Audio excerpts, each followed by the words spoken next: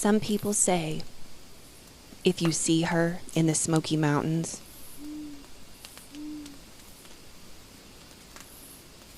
it's already too late. A woman in black, a face hidden behind bone, watching from the trees. But long before anyone reported seeing her, something else haunted these mountains. Welcome back to Haunted Hollers and Eerie Encounters. There are places in Appalachia where stories that are passed down never really end. They're just waiting to be heard. I'm your host, Stormy Skies. Tonight we'll visit a tale generations in the making inside the mountain community of Cades Cove, as well as explore a much more modern legend in the Cussing cover and the Witch of Gatlinburg. Cades Cove sits tucked inside the Great Smoky Mountain National Park, surrounded by forest and mountain ranges, isolated, quiet. Today, it's one of the most visited places in any national park. Historic cabins, rolling fields, a loop road that feels almost untouched by time. But long before it became a destination, isolated communities lived here, and they passed down stories. One of those families was the Easteps. Mavis Eastep lived in a small cabin along Whistling Branch, with her husband Basil and their children. And by all accounts, their life was good. But Mavis carried a fear, a quiet, constant fear. She believed she would die by lightning. She avoided storms, refused metal beds, wouldn't even sew when thunder rolled. And that was saying something, because sewing was what she loved most. It was her legacy. Her favorite quilt, made from red flannel pieces of Basil's old shirts. It is known as the Cussing cover. But in the end, it wasn't lightning that took her. It was illness. And before she died, she made Basil promise her two things: never sell her quilts, and never place one on a metal bed. Less than a year later, Basil remarried. Her name was truly Jane, and when the old wooden bed didn't suit her, Basil replaced it with an iron one. One cold night, she asked for another blanket, and Basil broke his promise. He gave her the Cussing cover. That night, Truly woke up, and at the foot of the bed, Mavis was standing there, screaming, cursing, furious. Truly shook Basil awake, but when he looked, nothing. Hours later, a blinding flash filled the cabin. No storm, no warning, just one bolt. When the smoke cleared, Basil was dead, burned where he stood. The metal bed gone, and the quilt untouched, unscorched.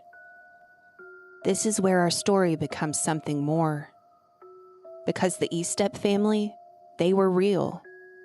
Quilting traditions like this were very real. But the haunting, the screaming apparition, the lightning from a clear sky, that's where folklore takes over. And in Appalachia, those lines don't separate cleanly. They overlap. Because some stories don't stay tied to one family. They evolve, and sometimes they become something else entirely. In the Smoky Mountains, there are reports of something watching from the tree line. A figure, silent, waiting. Some call her Crowface, the Mountain Maid, or the Bird Mother. most know her as the Witch of Gatlinburg.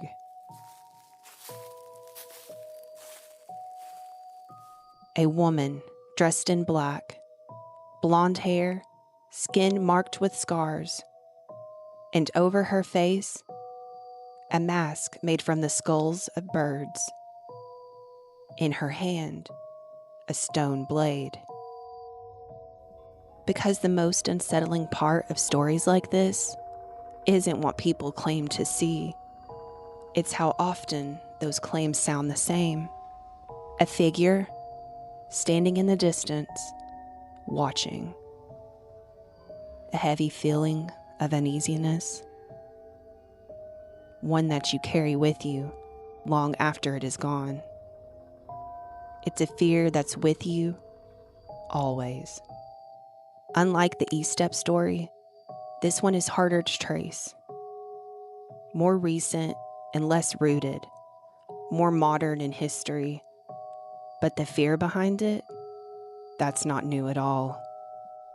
Because whether it's a woman tied to a promise or something watching you from the woods, the pattern is the same. A warning ignored, a presence seen, and something that doesn't leave. Have you experienced something strange? Strange lights or shadows? Phantom footsteps on an otherwise abandoned trail? Or something watching you from the tree line? Give me a holler. Send your story to MyHollerStory@gmail.com, and your encounter might be featured on a future episode. And if you're enjoying the show, make sure you're following so you don't miss what's coming next. Episodes are out every Friday at 5 p.m. EST on Spotify and wherever you listen to podcasts. If you'd like to show your support, you can find the link to my website under the show description. But most importantly, thank you for listening. The mountains of Appalachia have always been a place of mystery. Long before the roads and towns, these ridges held stories of strange creatures, wandering spirits, and encounters no one could explain.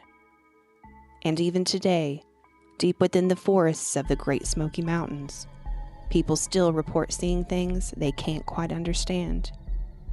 This has been Haunted Hollers and Eerie Encounters with Stormy Skies.